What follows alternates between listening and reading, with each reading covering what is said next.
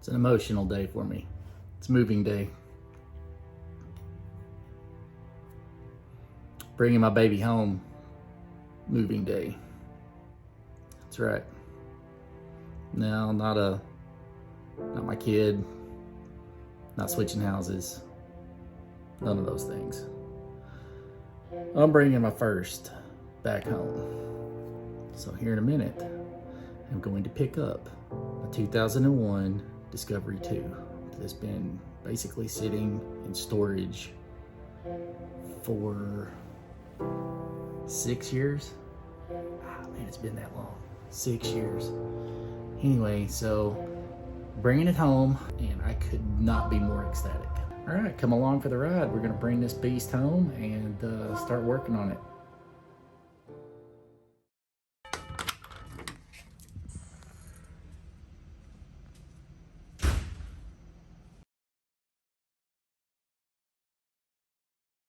Here she is, covered in dust. It's basically just a shadow of her former self. It's missing its heart and a few other critical components. I'm ready for the challenge to get this Land Rover back on the road.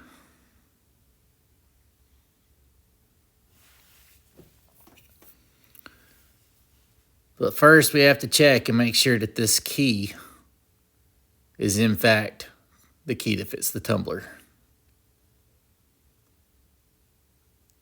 Looks good. Let's get this truck loaded up and get it home.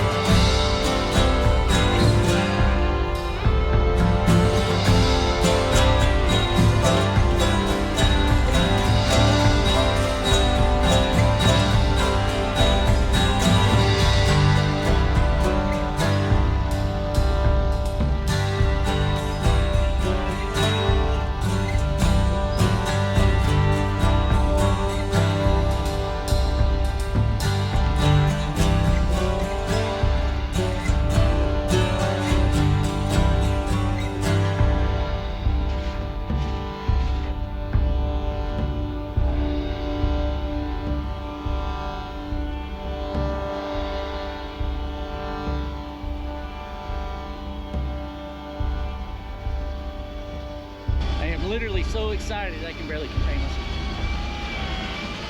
Don't mind those LR3 wheels.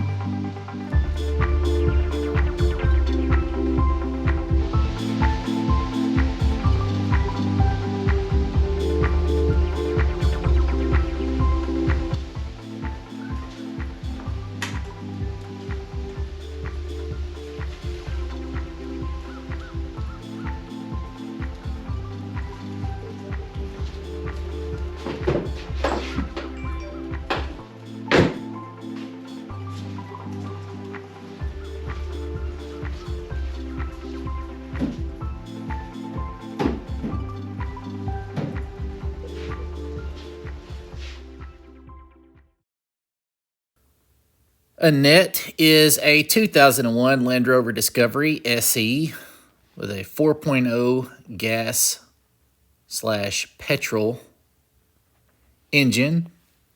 Annette has right at 90,000 miles and sits on an Old Man Emu 3-inch lift that was installed in the spring of 2010. Currently, Annette is not running, but that will change soon enough.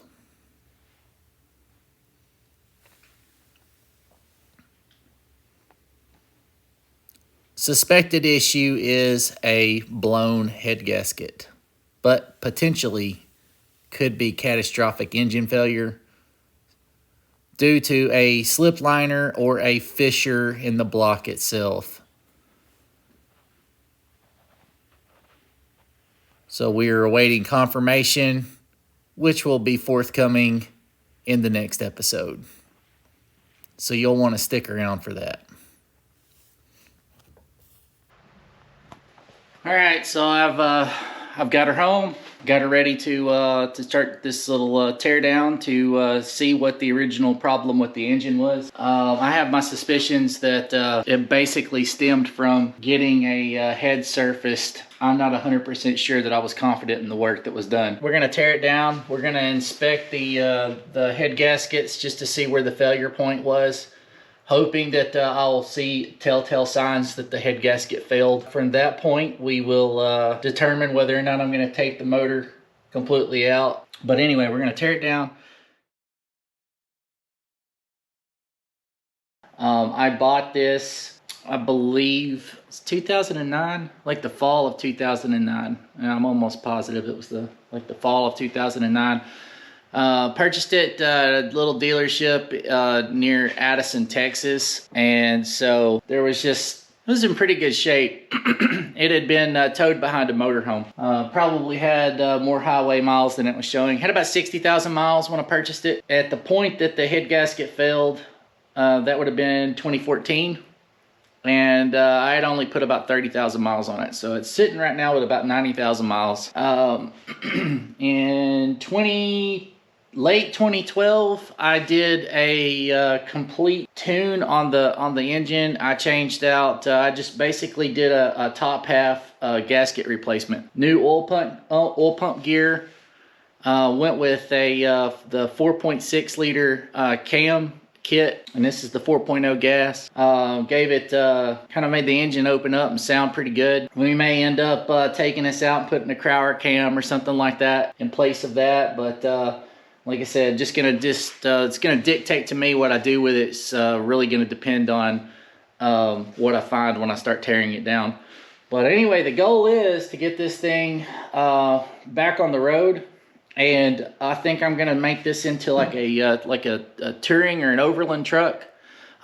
Just have fridge slides, all the power I could need. Not overdo the lights and things like that, but I mean just to make it to where comfort at camp and being able to get to camp in comfort is the goal. And this is my first Land Rover.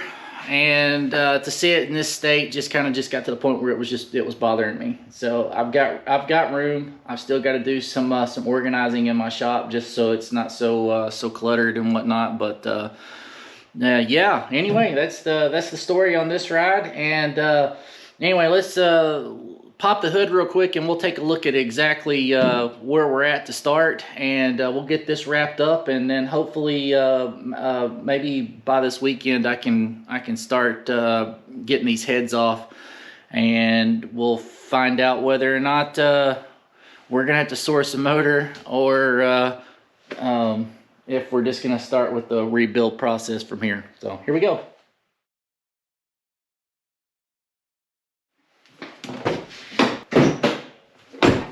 Still smells the same.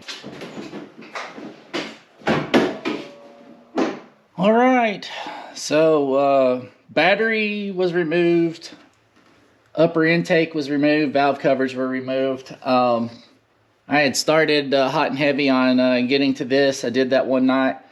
At some point in time in doing the disassembly, I thought what I would rather do would be to get my the white Land Rover fixed. So I went headlong into it over the 2014, 2015. And so a lot of the parts were borrowed from this vehicle to put on it. The bad things that we're gonna have to get, that I know, to be able to get it to actually start. Of course, I actually do not have a battery in it currently. That's not an issue. Transmission control module.